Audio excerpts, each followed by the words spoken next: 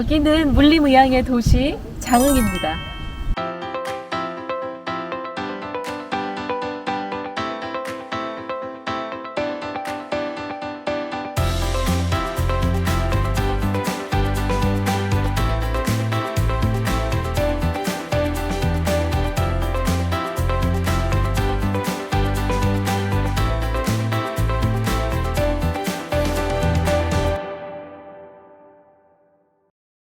안녕하세요. 데이바이주리 한의사 최주리입니다. 장흥은 물림의향의 도시 그리고 흥의 도시로 유명하지만 또 하나 유명한 게 하나 있어요. 바로 뭐냐면 버섯인데요. 우리가 식용으로 먹는 버섯들이 있죠. 표고버섯, 느타리버섯 많은데 약용으로 쓰는 버섯도 있어요. 여러분 잘 아시는 영지버섯, 운지버섯, 동충하초 이런 것도 있지만 오히려 한의사인 제가 정말 많이 쓰는 버섯이 바로 여기 심어져 있는 복령이에요. 여기는 장흥군의 버섯산업연구원에서 운영하고 있는 복령 재배지인데요. 지금 이것들이 다 똑같아 보여도 서로 다른 흙으로 어떠한 조건에서 더 복령이 잘 자라는지, 더 약성이 뛰어날 수 있는지를 시험해보는 시험장이에요. 위에 풀이 하나도 안 나서 이게 무슨 약용작물 산지야 라고 하실 수 있는데 이 아래에 있는 복령을 제가 하나하나 보여드릴게요. 여기 와서 한번 보세요. 이쪽으로 와보시면 이게 잘 덮어 복토되어 있는 이 흙 사이로 갈라져 있는 틈 보이세요? 이렇게 갈라져 있는 이유가 이 안에서 복령이 자라고 있기 때문이에요.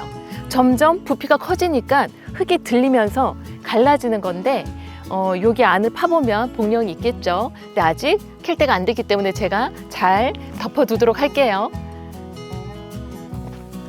이야, 이거는 제가 파헤친 건 아니고 이 주변에서 하는 멧돼지가 와가지고 이렇게 만들어 놨대요. 그 이유가 제가 요 흙들이 다 종류가 다르다고 했잖아요. 여기는 톱밥으로 복토를 해 놓은 건데 나무 사이사이로 굼벵이가 자라가지고 그거를 이제 파먹는다고 이렇게 다 헤쳐 놓은 거예요. 헤쳐 놓은 김에 제가 설명을 드릴게요. 여기 보면 소나무는 적송을 사용해요. 적송을 20에서 30cm로 잘라가지고 요 사이에 구멍장이 그 버섯과 균을 요다 이렇게 심어 놓는 거예요. 그러니까 우리가 복령을 얘기할 때 균핵이라고 얘기하거든요. 균핵이 무슨 뜻이냐면 왜 세포에 해당하는 그 균사가 있어요. 진균의 그 실 같은 균사, 요것들이 모여 있는 걸 균사체. 그 균사체들이 몇 년에 걸쳐 가지고 모여 가지고 약간 그 휴지기 상태의 영양 덩어리를 균핵이라고 하는데 이제 이 사이에서 종균해 놓으면 몇 년이 지나면 이렇게 덩어리로 이렇게 크는 거지. 이거 제가 이따가 보여드릴게요. 그래서 이제 이렇게 복토가 되어 있었나 봐요. 이렇게 되어 있었는데 멧돼지들이 이렇게 파헤친 거지. 몸에 좋은 건 멧돼지들도 다 알아서 다 이렇게 헤집어 놓은 거예요. 몸에 좋은 건 알아가지고. 응? 제가 여기 박사님 도움 받아가지고 하나를 캤거든요. 한번 보여드릴까요? 저도 솔직히 한의사 된지 20년이 넘어가는데 복령의 원물은 처음 봐요. 진짜 처음 봐요. 이렇게 만져보면 어머 세상에 말랑말랑해. 그래도 저는 굉장히 딱딱할 줄 알았는데 아직 말랑말랑하다. 야 이건 정말 어머 진짜 하얗구나. 이건 정말 이거 너무 보기 힘들다. 이렇게 하얘요. 이래서 우리가 얘를 백복령이라고 부르는데 아직 이제 덜 말랐을 때 이걸 까요. 이 덩어리 상태를 복령계라고 하고 이게 복령피예요. 한의사들이 복령피만 모아가지고 약재로 쓰기도 하거든요. 이 복령보다 훨씬 더 이뇨 작용이 강해요. 그래서 이 복령피를 벗긴 걸 복령괴. 이게 야생 복령을 보면 소나무의 뿌리가 관통되어 있는 게 있어요. 그거를 복신이라고 하고 이 안에 색깔이 하얗면 백복령, 약간 적색을 띠면 적복령이라고 하는데 실제로 저희가 임상에서 쓸 때나 유통될 때나 복신, 백복령, 적복령이 구분이 없다고 보는 게 맞아요. 제가 성분도 말씀드리지만 성질 효능을 꼭 말씀을 드리잖아요. 복령은 약간 달고 담백하고 그리고 성질이 너무 열하지도 않고 너무 냉하지도 않고 평하다 이렇게 얘기를 해요. 그리고 우리 몸에 간 빼고 신비, 폐, 신의 경락에 다 작용을 하기 때문에 어떠한 효능이 있냐면요. 폐를 촉촉하게 하고 심장의 허혈을 밑으로 내려서 마음을 편안하게 하는 효과가 있고요. 그다음 위장과 비장을 보호해서 소화를 돕고요. 또 가장 중요한 효과는 이 두 가지예요. 소변이 잘 안 나오거나 자주 보거나 할 때 소변을 시원하게 보게 하고, 설사가 잦고 변을 하루에도 몇 번씩 보는, 대변이 무르고 여러 번 자주 보는 분들한테 또 좋아요. 그럼 어떤 분이 드시면 안 될까요? 너무 땀을 많이 흘리거나 기운이 너무 처져 있거나, 왜냐하면 복령은 물을 밑으로 빼서 기운을 내리는 역할을 하니까요. 그리고 또 하나가 변비이신 분들은 드시면 안 되겠죠. 이쪽은 북토되어 있는 흙이 좀 다른 데랑 달라 보이죠. 이유가 복령이 약재로 사용이 되려면 회분 함량이 낮아야 된대요. 근데 회분 함량을 낮추려면 어떻게 하는 게 좋을지 이제 여러 가지 시험을 해보는 거죠. 그것 중에 하나가 이렇게 복토를 자갈로 해놓는 거. 왜냐하면 우리 농민들이 약용작물을 생산을 할 때 가장 좋은 방법으로 재배를 해서 생산량을 극대화시켜야 되잖아요. 그럴 때 우리 농민들을 도와주는 단체가 이 버섯산업연구원이다 보니까 다양한 시도들을 하고 계세요.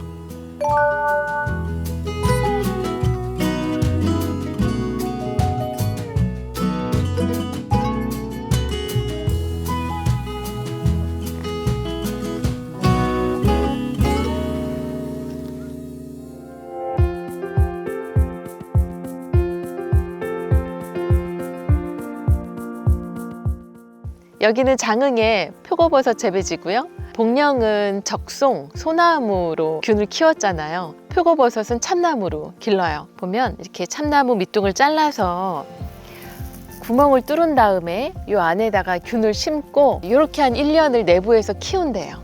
이렇게 키워서 1년이 지나면 저렇게 이제 세워 놓는 거죠.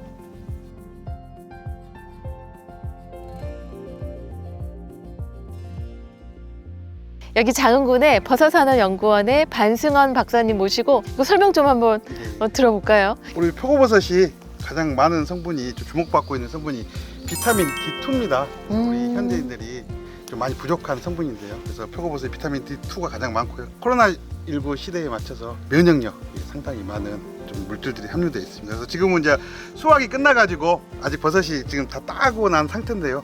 접종을 해가지고 1년 동안 활착 관리를 한 다음에 그다음에 한 4년에서 5년 정도 이렇게 세워가지고 상하반기 나눠가지고 한 총 3회에서 4회 정도 수확을 하고 있습니다. 이게 지금 시험 재배를 통해서 가장 좋은 방법을 우리 농민들에게 알려주시는 거잖아요. 그 농민들이 가장 어려워하시는 점은 뭐가 있을까요?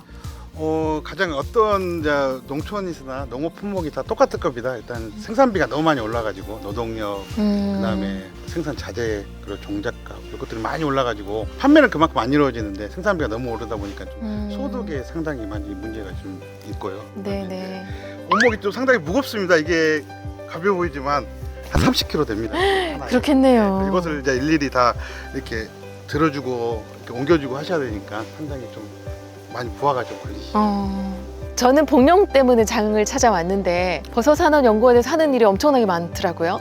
주로 어떤 일을 하고 계시나요? 저희가 이제 일단은 가장 중요한 게 그 신품종 개발, 지역이 특화된 그 표고버섯이나 여러 가지 버섯류 신품종 개발하는 게 주 목적이고요. 그다음에 그거 알아서 이제 성분 분석하고 기초부터 산업화까지 전반을 이렇게 다루고 있습니다. 네네. 어떤 약용작물과 마찬가지로 판로를 탄탄하게 만드는 게 가장 중요하겠어요. 네네. 아까 복령 재배지 갔다 오셨겠지만 복령이 상당히 이제 중국에서부터 수입이 가장 많이 되는 한약재 중에 맞아요. 항목이거든요. 맞아요.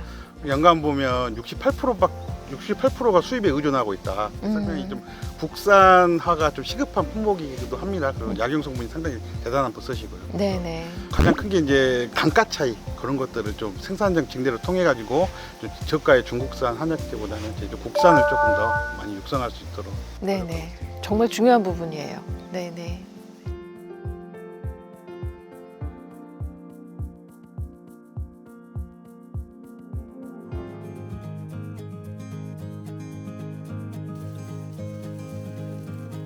여러분 이 약초가 뭔지 아세요? 주황색으로 너무 예쁘죠? 이거 아시는 분들은 아실 텐데 이게 뭐냐면 치자예요. 치자가 제주도를 비롯해서 우리나라 남해안 일대에 자라나고 있는데 이 치자가 6월, 7월에 꽃이 펴요.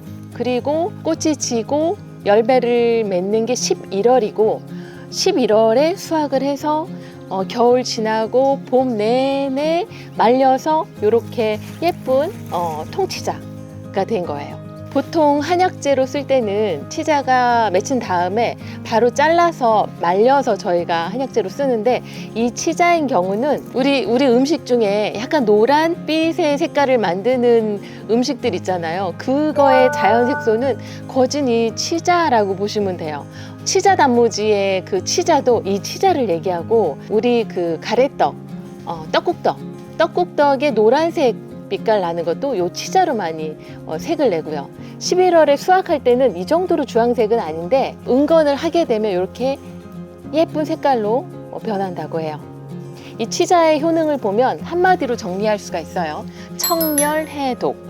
간화가 올라서 눈이 막 축열되고 빠질 것처럼 아프고 염증이 생길 때 주로 쓰는 약재가 이 치자예요.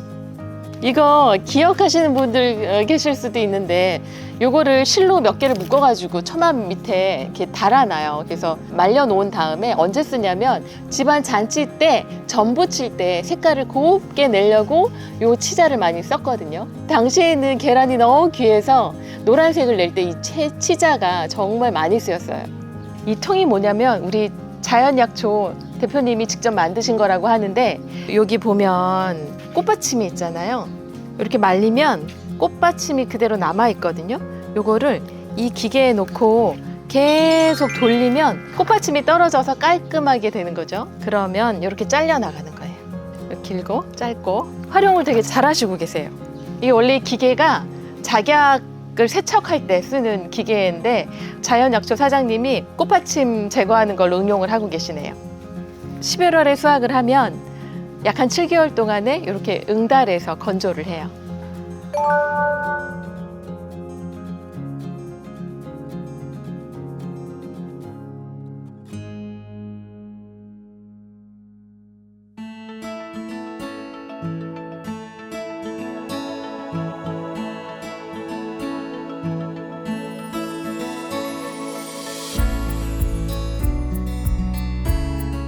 저희가 장흥 가서 복령 보고 고흥 가서 치자 보고 올라오는 길에 여기가 어디냐면요. 한옥 카페 추눈서옥이라는 곳이에요. 여기 조선시대 때 150년 전에 지어진 곳이라고 추정되는 한옥을 사장님이 사셔가지고 너무 예쁘게 지어놨어요. 오늘은 제가 어떤 얘기를 드릴까 고민을 많이 했는데 우선 장흥에서 캐온 복령 먼저 보여드릴게요. 이게 아까 제가 밭에서 캐온 거잖아요. 이걸 어떻게 차로 먹어요? 라고 물어보시면 저는 요 한약재는 요 약용작물은 차로 먹는 것보다는 요 하얀 복령을 가루 내서 떡으로 드시라고 말씀을 드려요. 안동에 산약 보러 갔을 때 구선왕도가 말씀드린 거 기억나세요? 세종대왕이 밥 대신 드셨다는 떡, 거기에 주로 들어가는 한약재가 산약이고 그 다음에 복령이거든요. 이 복령을 말려서 한약재로 쓸 때는 딱딱해가지고 이런 모양일 거라고는 생각을 못했는데 말려지기 전이라서 이렇게 이게 돼. 이게 이렇게 되네. 세상에 너무 하얗고 이쁘다. 이렇게 보면 버섯이라는 생각이 안 드시죠? 근데 향을 맡아보면 버섯이 맞아요. 이 복령이 소나무에 정령이 담겨 있다라는 뜻으로 복령이라는 이름을 가지고 있는데 그 정도로 소나무의 좋은 기운을 다 이게 응축되어 있는 약재라는 뜻이거든요. 소나무의 송진향은 나지 않고 일단은 향을 맡으면 얘 진짜 버섯이구나 라는 생각이 들어요. 생복령은 저도 난생 태어나서 처음 먹어보는데 한번 먹어볼게요.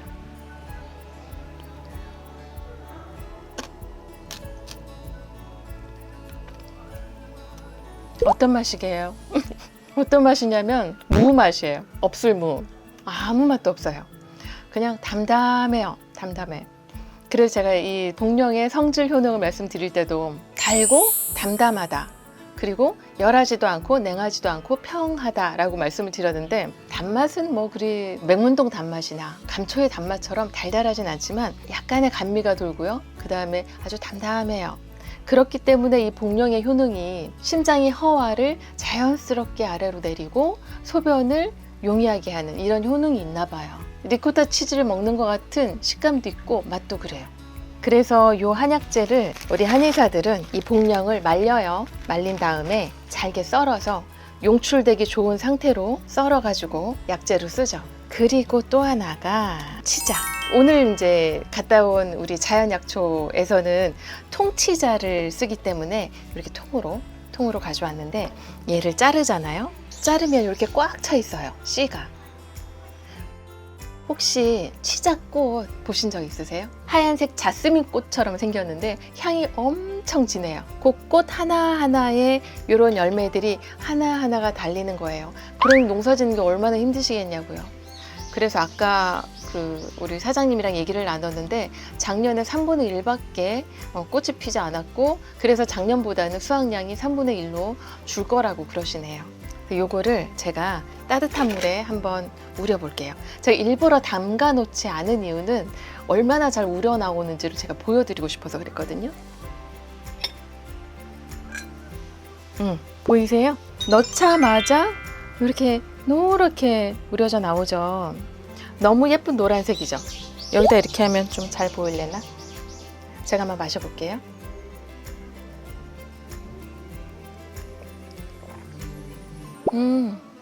치자의 성질 효능을 보면 쓰고 냉하다라고 그래요.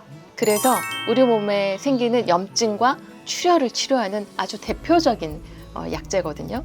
어제 제가 너무 더워서 문을 열어놓고 잤더니 목이 약간 부은 것 같은 거예요. 그래서 지금 저한테 딱 맞는 차예요. 치자와 복령이 들어가는 처방이 뭐가 있을까? 제가 한의원의 한약장을 다 열어보면서 봤는데 요 처방을 소개시켜 드리고 싶어요. 요게 가미소요산이에요. 복령과 치자가 같이 들어가서 이 가미소요산이 어떤 증상에 처방을 하냐면 가장 대표적으로 갱년기 증상. 네. 생리가 불순해지고 열이 막 위로 오르고 오르는 열 때문에 잠을 잘 못 자거나 심리적으로도 불안하고 초조하고 가슴이 뛰고 하는 증상에 요 가미소요산을 저희 한의사들이 많이 처방하죠. 우리는 스트레스나 화병 같은 심리적인 문제들이 그냥 내가 내 마음을 잘 컨트롤 못해서 생기는 정신적인 문제로만 생각을 하잖아요. 그런데 그렇지 않아요. 심화나 간화가 오르기 시작하면 가슴도 두근거리고 답답하고 체한 것 같고 열이 더 위로 오르면 눈도 충혈되고 머리도 아프고 어지럽고 그것 때문에 잠도 못 자고 이런 증상들이 생기거든요. 그래서 이거를 꼭 심리적이고 정신적인 문제로만 생각하지 마시고 몸을 고쳐서 일상생활의 불편한 점을 개선할 수 있도록 노력하는 것이 정말 중요해요. 복령이 들어간 구선앙도고는 세종대왕이 즐겨 드셨다면 요 치자와 복령이 같이 들어간 가미소요산은 우리 왕 중에 정조대왕이 많이 드셨어요. 이유가 아버지인 사도세자의 트라우마 때문에 가슴이 답답하고 열이 오르고 속이 그득해서 식사를 잘 못하시고 이럴 때마다 가미소요산 처방을 받으셨다고 하는 기록도 있고요. 이것도 제가 한번 보여드릴게요. 이건 뭐냐면 황년해독탕이라는 약재예요. 이런 양약처럼 생긴, 제가 지난번 데이바이주리 작약편에서 작약감초탕이 타블렛으로 만들어진 거 보여드렸잖아요. 이 황년해독탕도 이렇게 타블렛으로 만들어져 있어요. 이 황년해독탕은 이름 그대로 해독시키는 처방인데요. 구성은 황년, 황금, 황백, 치자가 들어가요. 이 네 가지 한약재는 우리 몸의 열을 끄는 소방수 같은 역할을 하는 약재들이에요. 황금은 폐열을 주로 끄고요. 황년은 심장과 위장의 열을 끄고요. 치자는 간의 화를 주로 끄고요. 황백은 신장 방광의 열을 내려줘요. 그래서 제가 몸에 불필요한 열이 생기면 두 가지 증상이 생긴다고 말씀드렸죠. 뭘까요? 맞아요. 염증과 출혈이에요. 그래서 우리 몸에 구멍이 생기는 출혈과 충혈, 눈충혈, 코 출혈, 부정기 자궁 출혈, 그 다음에 치출혈, 그리고 염증, 구내염, 인후염, 편도염, 위염 이런 출혈과 염증에 아주 효과적으로 다양하게 처방될 수 있어요. 저는 이번 데이바이주리 촬영이 개인적으로 너무 의미가 커요. 제가 2년 전부터 농림부에서 나온 우리나라 약용작물의 재배 면적이나 경작량을 조사하면서 전라도 쪽으로 꼭 와보고 싶었거든요. 그런데 치자나 복령은 국내 생산량이 많지 않은 약용작물 중에 속해요. 그래서 경작 방법에 대해서 연구하는 버섯산업연구원을 찾아오게 돼서 너무 뜻깊었고, 자연약초 대표님도 선도적으로 치자를 재배하고 계시더라고요. 그래서 이들 약재가 생산량이 더 늘어서 또 저희 같은 한의사들이 판로를 넓혀드려서 우리나라 약용작물들이 더 발전했으면 하는 그런 기대를 해봅니다. 오늘은 서울에서 장흥과 고흥까지 거의 6, 7시를 달려와서 치자와 복령을 소개시켜 드렸는데요. 구독자 여러분들은 치자와 복령으로 오르는 화를 내려서 편안하고 건강한 하루하루가 되셨으면 좋겠습니다. 이번 영상 유익하셨다면 구독, 좋아요, 알림 설정까지 부탁드릴게요. 다음에 더 좋은 영상으로 찾아올게요.